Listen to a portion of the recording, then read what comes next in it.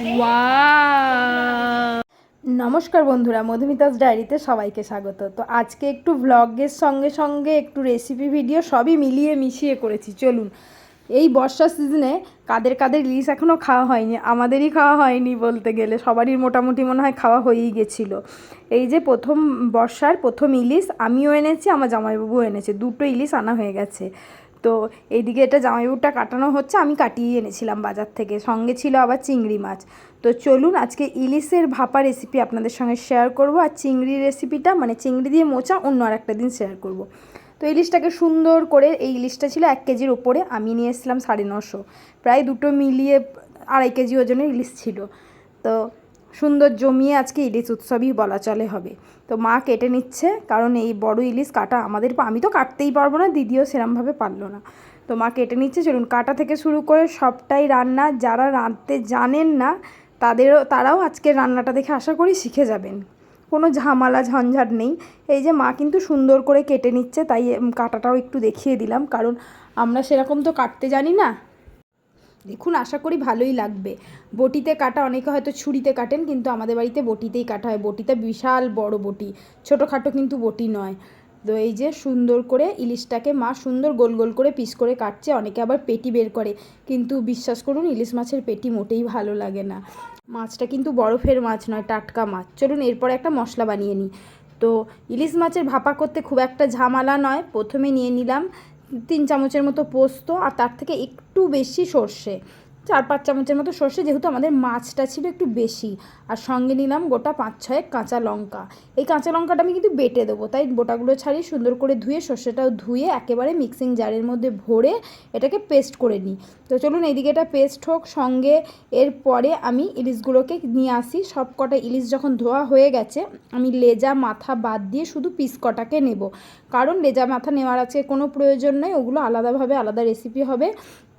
যে কটা মানুষ সেই অনুযায়ী পিস নিয়ে নেবো। তো সেই হিসাবেই পিসগুলো সাজিয়ে নিয়েছি। বললাম না দুটো ইলিশের, এই যে দেখুন দুটো ইলিশের এ কটা পিসই আমাদের হবে, মোটামুটি লেজা মাথা হবে না আজকের দিনে। আর ছোটোখাটো কানের ধার ওই সব পিসগুলো কিন্তু আর হবে না। তো বড় বড় পিস কটা নিয়ে সুন্দর করে আজকে রেসিপিটা করব। কে কোথা থেকে দেখছেন অবশ্যই জানাবেন। চলুন এরপরে মশলাটা আগে রেডি করে নিই ইলিশের। তো এই যে মশলাটা প্রথমে যেটা বেটে নিয়েছিলাম, সর্ষে, পোস্ত আর কাঁচা লঙ্কা, এমন কিছু যা তা মশলা দেব না, খুব পরিষ্কার পরিচ্ছন্নভাবে। যারা নতুন রাঁধুনি তারা এই রেসিপিটা দেখলে নিজেই করে নিতে পারবেন, কোনো ঝামেলা হবে না। ভাপা মানে ভাবেন অনেক ঝামেলা, কিন্তু মোটেই কোনো ঝামেলা ছাড়াই করা হচ্ছে। 5 চামচের মতো সর্ষে পোস্ত বাটাটা দেওয়া হলো, 2 চামচ নুন, আর দেওয়া হলো 1.5 চামচের মতো হলুদ গুঁড়ি, মানে পরিমাণ মতো, যার যেমন ইলিশের পরিমাণ হবে তার তেমন মশলার পরিমাণ হবে। তো এই পরিমাণ অনুযায়ী পরিমাপটা করা হলো। আর সঙ্গে দেওয়া হবে এরপরে একটু লাল লঙ্কার গুঁড়ি, এটা কালারের জন্য দেওয়া, খুব একটা ঝাল হয় না এগুলোতে। তো এই কালারের জন্য একটু লাল লঙ্কার গুঁড়ি দিতেও পারেন, না দিতেও পারেন, দিলে একটু দেখতে ভালো হয় ওই কারণে। আর ইলিশ খাবেন সর্ষের তেল ছাড়া, মোটেই তো ভালো লাগে না ইলিশ, তাই সর্ষের তেল দিয়ে ভালো করে মশলাটাকে আগে ম্যারিনেট করে নিতে হবে, মশলাটাকে আগে মেখে নিতে হবে। ইলিশই যখন খাবো তাহলে সর্ষের তেল না দিলে কিন্তু ইলিশে মোটেই ভালো লাগে না, স্বাদই আসবে না। তাই সর্ষের তেলের ঝাঁঝ আর ইলিশের গন্ধ দুটো মিলিয়ে মিশিয়ে যেন একাকার। যাই হোক, এটাকে সুন্দর করে এবারে সুন্দর করে একটা পেস্ট বানিয়ে নিতে হবে, মাখিয়ে নিতে হবে। এরপরে দিয়ে দেওয়া হলো 2-4 দানা চিনি, দিলেও দিতে পারেন, কিন্তু এটা স্বাদের একটা ব্যালেন্স নিয়ে আসে। যাই হোক, এরপরে এটাকে কিন্তু আর চামচে মাখলে মোটেই ভালো লাগবে না, এসব স্বাদ হাতেরই ভালো লাগে। অনেকে ভাববেন হাইজিন মেনটেন করছে না, কিন্তু হাতের স্বাদ আলাদাই স্বাদ।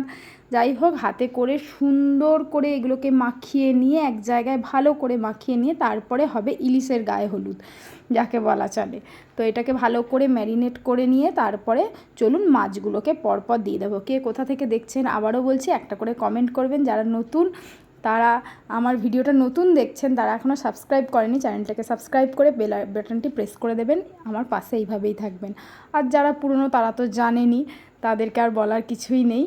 এই যে তারপরে দিয়ে দিলাম চিড়ে চিড়ে দেওয়া কাঁচা লঙ্কা। কাঁচা লঙ্কাগুলো যারা যদি অল্প ঝাল খান গোটাই দিতে পারেন, কারণ যার ঝাল প্রয়োজন সে সুন্দর ওটা ডলে নিলেই হয়ে যাবে। এরপরে পিসগুলোকে একটা একটা করে, একসাথে কিন্তু দিলে হবে না, ভেঙে যাবে। ইলিশ মাছ একটু কাঁচা নরম হয়, তো ইলিশ মাছগুলোকে একটা একটা করে সুন্দর করে দিদি মাখিয়ে নিচ্ছে।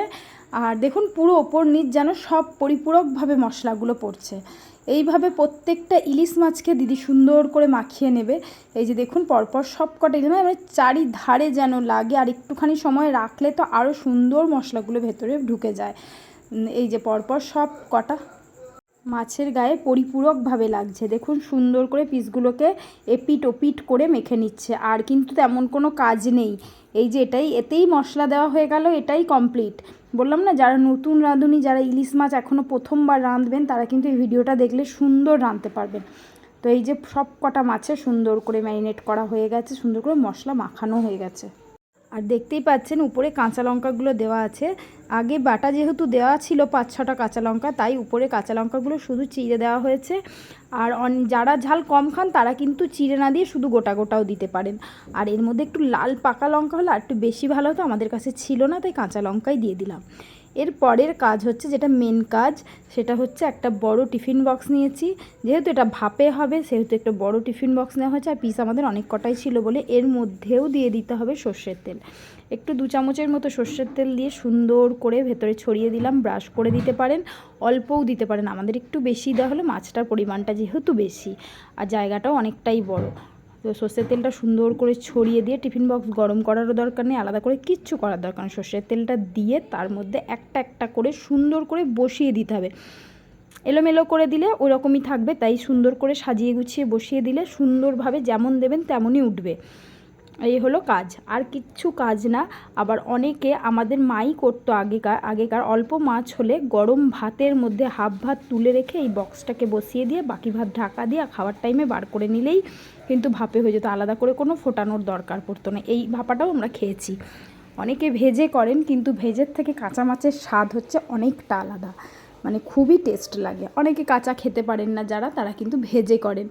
তো ভাজা মাছের কিন্তু অতটা স্বাদ পাওয়া যায় না যতটা কাঁচা মাছের পাওয়া যায়। দেখুন সুন্দর করে বসিয়ে দিচ্ছে একটার পর একটাকে। আর যেহেতু বললাম না আমাদের পরিমাণটা অনেকটা, জায়গাটাও লাগবে অনেকটা, আর একবারে যে পুরো এক ইয়েতে হবে তা হবে না, উপরেও বসিয়ে দিতে হবে সুন্দর করে প্লেস করে। তো এই যে মাছগুলো পরপর সাজানোও হয়ে গেছে। কারা এইভাবে রান্না করেন আমাকে একটু কমেন্ট করে জানাবেন, আর আমার রান্নাটা কেমন হলো একবার জানাবেন। আর নতুন রাঁধুনি বারবার কেন বলছি, পুরনো রাঁধুনিরা তো এটা জানেনি, নতুন রাঁধুনিদের এটা কাছে অনেক সহজ একটা, বিশেষ আমার কাছেই মনে হচ্ছে খুবই সহজ ব্যাপার, কোনোই ব্যাপার না এই রেসিপিটা করার জন্য।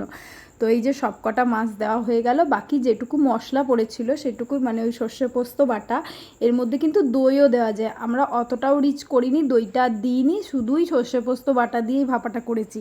দেখুন কালারটা কি দুর্দান্ত হয়েছে না, মানে কাঁচাই মনে হচ্ছে রং চলে এসছে একটা। যাই হোক, এরপরে টিফিন বক্সটা চেপে ঢাকা দিয়ে দিতে হবে, কারণ এর ভাপেতেই সব কিছু হবে। সুন্দর করে চেপে চাপা ঢাকা দিয়ে দিলাম। এরপরে চলুন একটা গামলা বা কড়াই, যাতে যে যেমন একটু বড় পাত্রেতে একটু জল দিয়ে দিলাম। জলটা একটু ফুটে এলেই তার মধ্যে একটা স্ট্যান্ড দিয়ে দিলাম যাতে বসানো যায়। তো এরপরে জলটা একটু গরম হয়ে ফুটে এলেই ওর মধ্যে দিয়ে দিলাম এই বাটিটা সুন্দর করে বসিয়ে তার মধ্যে একটা চাপা ঢাকাটার মধ্যে না একটা ভারী কোনো জিনিস দিয়ে দিলে দমটা ভালো হয়, তাই জন্য একটা নোড়া চাপা দিয়ে দেওয়া হলো। তো এরপরে এটা 15 থেকে 20 মিনিট ফুটলেই হয়ে যাবে। এই যে আমাদের এটা জলটা অনেকটা কমেছে, জলটাও পরিমাপ দিতে হবে, টিফিন বক্সের হাফ, কিন্তু ফুল দিলে আবার জল ঢুকে গেলেই বিচ্ছিরি অবস্থা। তো যাই হোক, মোটামুটি 20 মিনিট পরে এই যে নোড়াটা নামিয়ে নিচ্ছি। আর এটা গরম তো প্রচুর গরম হয়ে যায়, তাই এটা একটা কাপড় দিয়ে নামিয়ে নিতে হবে। আমাদের মোটামুটি রেডি, চলুন একবার দেখে নিই ঢাকনা খুলে। এই দুর্দান্ত দেখতে একটা ইলিশ ভাপা রেসিপি রেডি, খুব অল্প সময়ে, খুব কম উপকরণে, খুব সুন্দর করে তাড়াহুড়ো, মানে খুব তাড়াতাড়ির মধ্যেই যে রান্নাটা এত সুন্দর, একটা উপরে দিয়ে তেল একেবারে ভেসে আসছে, এই তেল খেতে যে এত অসাধারণ বলাই বাহুল্য। যাই হোক, তো চলুন আমার ইলিশ ভাপা রেডি। তো ইলিশ ভাপা আপনাদের কেমন লাগলো জানাবেন, ভালো লাগলে লাইক শেয়ার কমেন্ট করে দেবেন। যারা এখনও চ্যানেলটাকে সাবস্ক্রাইব করেননি প্লিজ চ্যানেলটাকে সাবস্ক্রাইব করে পাশে থাকবেন। আর পুরনো বন্ধুদের জানাই অনেক অনেক ধন্যবাদ আমার এইভাবে পাশে থাকার জন্য, সাথে থাকার জন্য। তো চলুন থালায় সার্ভ করে নিই, সার্ভ করে আবার আপনাদের দেখাচ্ছি। আমি এইভাবেই নিজে, মানে ক্যামেরা বন্দি করেই হাতে নিয়েই আমি কিন্তু এটাকে গরম অবস্থাতেই ঢেলে নিচ্ছি। আর এটায় কোনো হাতা খুন্তি কিছু লাগানো যাবে না, কারণ প্রচুর নরম মাছ, একেবারে ধরলেই ভেঙে যাবে। তাই ওই যেমন অবস্থা আছে ওইভাবেই আস্তে আস্তে ঢেলে নিতে হবে। তাই আমি ওইভাবেই আস্তে আস্তে ঢেলে নিচ্ছি, যেহেতু খুব নরম, মানে খুন্তির কোনা লাগলেই বা যে কোনো হাতা চামচের কোনা লাগলেই ওটা ভেঙে যাবে, তাই খুব আলতো হাতে কাজটা করতে হবে। এই যে দেখুন তেলটা একদিকে ছড়িয়ে এসছে, মানে এখনও বলছি খেতে যা অনবদ্য হয়েছিল এখনও জিভে জল আসছে, মনে হচ্ছে যেন ওই ফ্লেভারটা পাচ্ছি। যাই হোক, এই যে সুন্দর করে আমাদের ইলিশ ভাপা রেডি। তো কার কেমন লাগলো আবারও জানাবেন।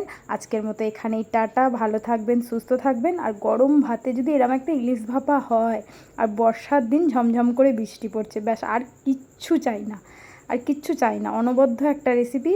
এই বর্ষায় ইলিশ খায়নি এমন মানুষ তো নেই। তো আমাদের পাখি খায় না যদিও, তারপরেও আমাদের তো সবারই ফেভারিট মোটামুটি। আর এই যে রেসিপিটা রেডি, চলুন আমি একটু খেয়ে বলি কেমন হয়েছে। তো এই যে একটু ভাতের মধ্যে নিয়ে নিলাম, দেখুন দেখুন কতটা সফট, একবারে তুলতুল করছে ব্যাপারটা, ধরলেই যেন ভেঙে যাচ্ছে। কাঁচা মাছ না, এত তুলতুলে নরম সফট, মানে কি বলবো, মুখে দিলেই গলে যাচ্ছে। আর দেখতেই পাচ্ছেন কেমন ভেঙে যাচ্ছে। একটু ভাত দিয়ে আমিও একটু মুখে তুলে নিই, খুবই অসাধারণ হয়েছিল। আর একবারও দেখাই ভেঙে কতটা নরম, এই যে দেখুন ভেতরটা যেমন জুসি, নরম, তুলতুলে। তো আজকের মতো এখানেই টাটা, ভালো থাকবেন, সুস্থ থাকবেন, সাবধানে থাকবেন, এইভাবে আমার পাশে থাকবেন। Tata, by.